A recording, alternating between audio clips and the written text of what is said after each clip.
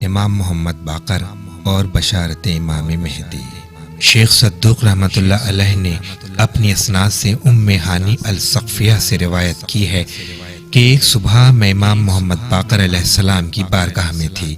میں نے عرض کیا، مولا، قرآن مجید میں ایک آیت ہے۔ میں نے اس میں غور کیا تو اس نے مجھے رلا دیا اور میری نیند اڑا دی۔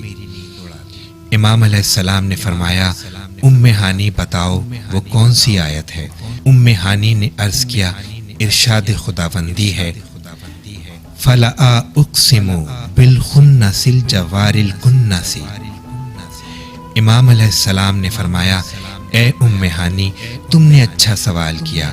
اس سے مراد ایک مولود ہے جو کہ آخری زمانے میں پیدا ہوگا۔ وہ مہدی علیہ السلام اطرت اہل بیت سے ہوگا۔